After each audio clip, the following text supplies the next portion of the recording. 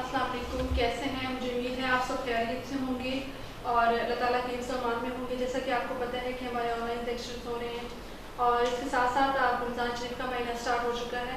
आप छोटे बच्चे हैं, रोज़े तो नहीं रख सकते, लेकिन सहरी इफ्तारी आपने अपनी मम्मा के साथ ज़रूर करनी है, क्योंकि इसका इतना ही सवाब मिलता है और अपनी मम्मा को बिल्कुल तंग नहीं करना। और उम्मीद है आपने लेक्चर्स बहुत ही सुनते होंगे और अपना काम साथ साथ करते रहते होंगे। आज हमारा 5वां लेक्चर है और हमारा सबक नंबर 5 शुरू हो रहे हैं। सबक का नाम है बरसात और इसकी नज़म है, ये इस नज़म के शायर का नाम है मोहम्मद इस्माइल मीठी। वो इस नज़म में बरसात का जिक्र करते हैं। सबसे पहले सबक को पढ़ने से पहले हम इस सबक के मकासद का जिक्र करते हैं। इस सबक को पढ़ने के बाद तलबा तालिबात इस काबिल हो जाएंगे कि वो मौसम में बरसात के मुतालिक मालूमात हासिल कर सके, दुरुस्त इमला पर मबनी अल्फाज को की निशानदही कर सके, फेल, फाइल और मफूल की पहचान कर सके, अल्फाज को अलिफ बाई तरतीब से सीख सके। ये वो मकासद हैं जो हमने इस सबक में सीखने हैं और इसके बाद हम ये सब चीज़ें आ जाएंगी। अब हम सबक की जो है उसकी थोड़ी तशरीह कर लेते हैं। अरे मैंने आपको बताया है कि सबक के जो है शायर, उनका नाम इस्माइल मीठी है और वो इस नज़र में बताते हैं बरसात का जिक्र करते हैं। आपको पता है कि बरसात का मौसम वो मौसम होता है जिसमें आम रूटीन तमाम मौसमों से हटकर ज़्यादा बारिश होती है। तो वो इस नज़र में बताते हैं कि अचानक से काली घटा निकलती है और आसमान पर आहिस्ता आहिस्ता क्या होता है, बादल छाना शुरू हो जाते हैं। देखते ही देखते चारों तरफ बादल ही फैल जाते हैं। फिर क्या होता है कि तेज़ हवा बिल्कुल सनसनाहट के साथ चलना शुरू हो जाता है। सनसनाहट का मतलब होता है शोर के साथ। जब तेज़ हवा चलती है तो एक हवा के साथ एक शोर पैदा होता है, एक जिसे हम कहते हैं कि आंधी। तो आंधी जब चलती है तो एक खौफ भी पैदा होता है, एक शोर भी पैदा होता है। वो वाली हवा चलना शुरू हो जाती है और फिर क्या होता है, थोड़ी ही देर के बाद बारिश बरसना शुरू हो जाती है। शायद इस नज़म में हमें बताता है, बारिश से पहले का हालात भी हमें बता रहा है और बाद के हालात भी बता रहा है।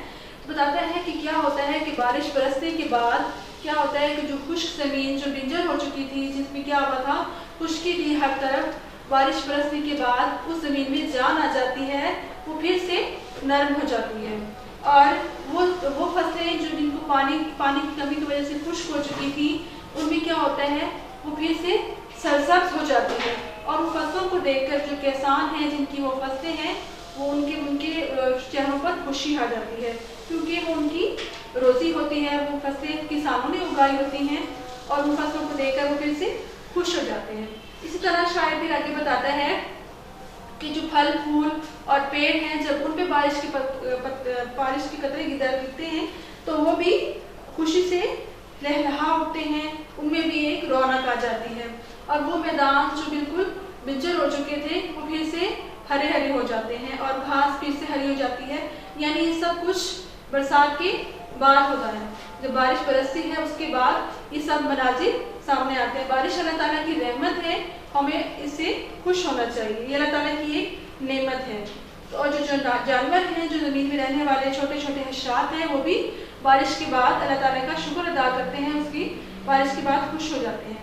ये इस नज़म में है और इसकी आपकी बुलंद खानी आप खुद करेंगे, बहुत ईजी नज़म है। इसके बाद इसके अहम अल्फाज हैं वो हम पढ़ लेते हैं, जो हमारे इमला के अल्फाज हैं जो पेपर्स में आते हैं आपके। सबसे पहला हमारा लफ्ज़ है सनसनाहट, यानी शोर पैदा करने वाली हवा। लहलहाने, अजब, चटियल, चटियल का मतलब होता है खुश्क और वैरान मैदान। फुदकने, ये हमारे अहम अल्फाज हैं, आपने इनको अपनी कॉपी में लिखना है, साथ साथ आपने लिखते जाना है। जितने हमारे सबक हो चुके हैं, जो कॉपी वाला काम है मैं आपको बताती हूँ, ये हमारा कॉपी वाला काम है, आपने इसको कॉपी पे लिखना है। हमारी मशक स्टार्ट होती है। मशक में आपको पता है हमारे अल्फाज मायने हैं, उनको पढ़ लेते हैं, ये हमारी बुक में ही लिखे होते हैं। हमारा लफ्ज़ है घटा। घटा का मतलब है गहरे बादल। लहलहाना, हवा से हिलना। बिन का मतलब है जंगल। सनसनाहट, हवा की चलने की आवाज़। चटियल का मतलब वो मैदान जहाँ कोई दरख्त ना हो। इनको आपने अपनी कॉपी में लिखना भी है और अच्छे से याद भी करना है। उसके बाद हमारा सवाल नंबर 1, मिसाल के तौर पर दिए मिसाल के मुताबिक अल्फाज के गिर्द दायरा लगाएं और इन अल्फाज की मदद से मिसरे मुकम्मल करें। अब आपको यहाँ पर एक एग्जाम्पल भी दी गई है। आपने क्या करना है, जब इस पोइम को आप इस नज़म को पढ़ेंगे तो उसमें से आपने इन अल्फाज को यहाँ पर लिखना है। नामुकम्मल मिसरे हमारे पास होंगे, उन अल्फाज को आपने यहाँ पर ढूंढ कर लिखना है। जैसे यहाँ पर मैंने इसको फिल किया हुआ है, घटा के आने की डैश हुई, यहाँ पर लफ्ज़ आएगा आहट। आहट को आपने यहाँ से ढूंढ कर उसके ये दायरा लगाना है और यहाँ पर लिखना है। जैसे मैंने यहाँ पर लगाया है अलिफ मद आ हेटे हट आहट। अब ये इन 3 हरूफ से मिलकर बना है, तो हमने क्या करना है, इसको भी यहाँ से भी ढूंढना है और यहाँ से जो लफ्ज़ बनेगा उसको यहाँ पर लिखना है। उसके बाद नंबर 2 पे है किसानों की डैश ठिकाने लगी, किसानों की मेहनत। यहाँ पर मेहनत आएगा मीम हे मह नून ते नट, यहाँ आप इसको सर्कल लगाएंगे और यहाँ पर लिखेंगे मेहनत। वर्ड नंबर 3 पे देखें, वहाँ आज है डैश का बिन पड़ा, डैश का बिन पड़ा घास का, गाफलिफ घासीन घास। इन्हीं में से आपने हरूफ को तलाश करना है और अपना लफ्ज़ बनाना है। हजारों फुदकने लगे डैश जानवर, जीम अलिफ जा नून वाव रे नर जानवर। इनको आपने यहाँ पर लिखना है और इस तरह यहाँ पर भी सर्कल लगाना है। ये आपकी बुक का काम है और साथ साथ इसको करते जाएं। हमारा सवाल नंबर 2 शुरू होता है, दुरुस्त इमला वाले अल्फाज पर दायरा लगाएं। आपको पता है दुरुस्त इमला वाले कौन से हरूफ होते हैं। बाज़ हरूफ बिल्कुल ठीक लिखे होते हैं, लेकिन क्या होता है उनके तलफ़ुज़ में उनको ठीक लिखने की ना लिखने की वजह से हमारी इमला गलत हो जाती है। जैसे यहाँ पर हमारे पास कुछ रॉन्ग वर्डिंग में लिखे हुए अल्फाज हैं, कुछ ठीक लिखे हुए। सबसे पहले इनमें से देखते हैं। पहले ये देखें क्या लिखा हुआ है, मीम हे नून तेनत मेहनत। लेकिन इन तीनों में से देखिए आपको कौन सा लफ्ज़ मेहनत नज़र आ रहा है, ये भी ठीक नहीं है और ये भी इमला के तौर पर ठीक नहीं है। ये हमारा ठीक लिखा हुआ है मेहनत, मीम हे नून तेनत। ऐसे हमने मेहनत लिखना होता है। इसको सर्कल करते हैं, आप भी साथ में सर्कल करते जाएं।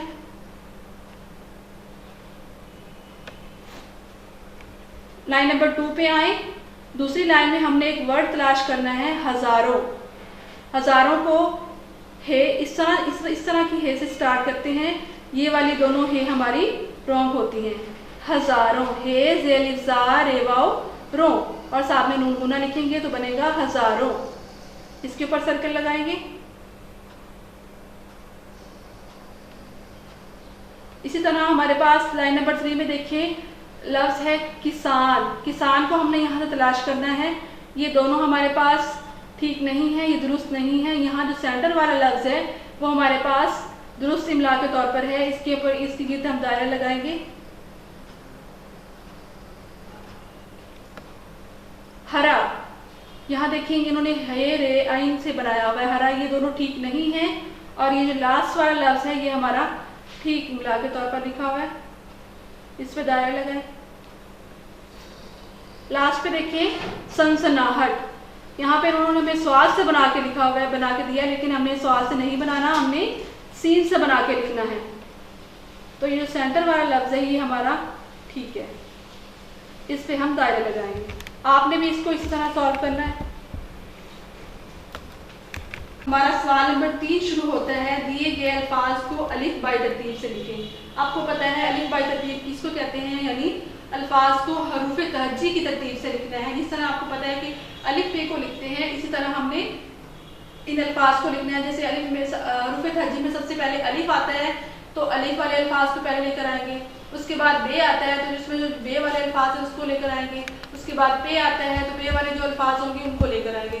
यानी हरूफ तहज्जी की तरतीब से जो हमने अल्फाज हैं उनको चुनकर एक लाइन में एक सीक्वेंस के साथ लिखना है। अब बोर्ड की तरफ देखते हैं। हमारे पास कुछ लफ्ज़ हैं लेकिन वो तरतीब से नहीं लिखे हुए, उनको हमने अलिफ बाई तरतीब से लिखना है। आपने बुक में लिखना है। सबसे पहला हमारा लफ्ज़ है फूल। अलिफ पे में सबसे पहले लफ्ज़ आता है अलिफ, अलिफ के बाद बे के बाद पे। तो आप देखेंगे इनमें से पे से कौन से लफ्ज़ बन रहे हैं, पे फे व फूला फूल। और इसके अलावा हमारा कौन सा फे से लफ्ज़ बन रहा है, पेड़, पे येड़े पेड़। इन दोनों को हम सबसे पहले लिखेंगे।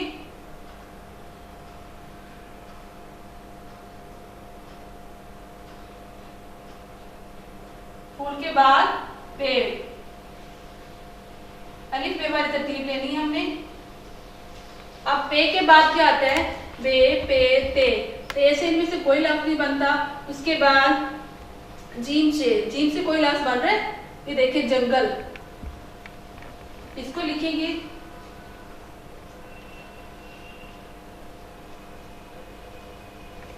जीम के बाद कौन सा लफ्ज आता है, चे से कौन सा लफ्ज हमारा बन रहा है, चटियल।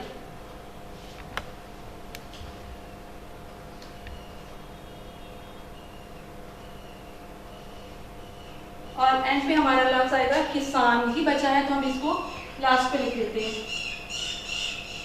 ये होती है अलिफ बाय तरतीब। आप इसको इस तरह अपनी नोटबुक पे लिखिए, ये बुक वाला काम है।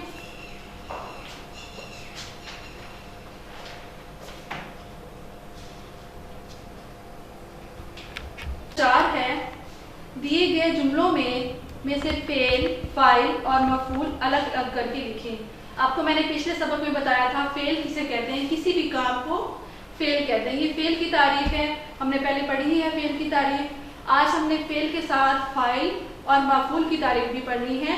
फेल का पहले आपको बता चुकी हूँ, फेल किसी काम को फेल कहते हैं, और फाइल जो काम करने वाला होता है उसको फाइल कहते हैं, और मफूल की तारीफ है जिस पर काम किया जाए उसको मफूल कहते हैं। अब हमने क्या करना है, हमारे पास जुमले दिए हुए हैं, हमने इनमें से फेल, फाइल और मफूल को अलग करना है, यानी काम को अलग करना है, काम करने वाले को अलग करना है, और जिस पर काम किया जा रहा है उसको अलग करना है। और हमारे पास बॉक्स बने हुए उनमें लिखना है।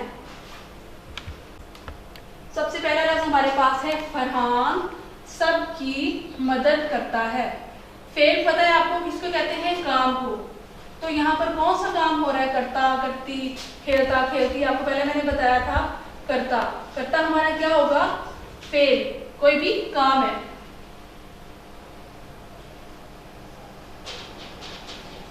उसके बाद फाइल यानी काम करने वाले, काम करने वाला यहाँ पर कौन है, फरहान। फरहान का नाम यहाँ लिखेंगे।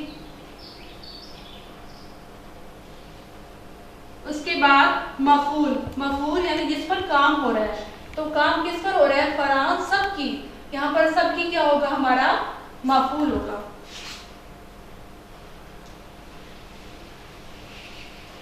सबकी मदद करता है।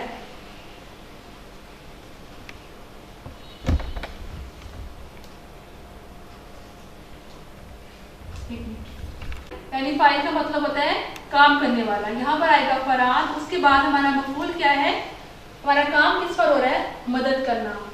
यहाँ पर हम लिखेंगे मदद।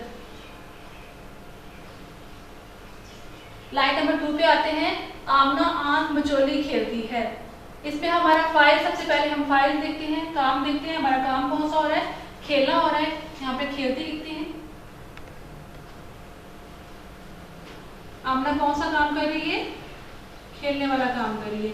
उसके बाद फाइल कौन सा है इस जुमले में, यानी काम कौन कर रहा है, काम करने वाले का क्या नाम है, आमना। उसके बाद आमना काम क्या करती है, मफूल में हमने क्या लिखना है, वो क्या काम कर रही है, आंख मचोली खेल रही है। तो हम यहाँ पर लिखेंगे आंख मचोली।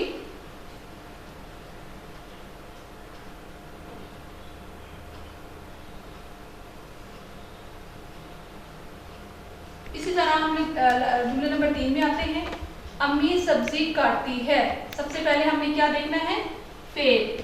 फेल कौन सा कर रही है अम्मी, काटने वाला। काफलिफ का, ते छोटी ती, काटती। उसके बाद फाइल, फाइल कौन है, काम कौन कर रहा है, अम्मी। अम्मी को यहाँ लिखेंगे। अम्मी काम कौन सा कर रही है, मफूल सब्जी। सब्जी पे अम्मी काम कर रही है, अम्मी सब्जी को काट रही है, तो सब्जी को सबसे यहाँ पर एंड पे लिखा है। उसके बाद लास्ट में भी देखिए, अब्बू कुरान मजीद पढ़ते हैं। अब्बू कौन सा काम कर रहे हैं, कौन सा फेल कर रहे हैं, पढ़ने वाला। पे अड़े पढ़, हे ते बड़िए ते, पढ़ते। तो हम यहाँ पर पढ़ते को निकाल लेंगे। उसके बाद फाइल, फाइल हमारा है अब्बू, और मफूल हमारा होगा कुरान मजीद।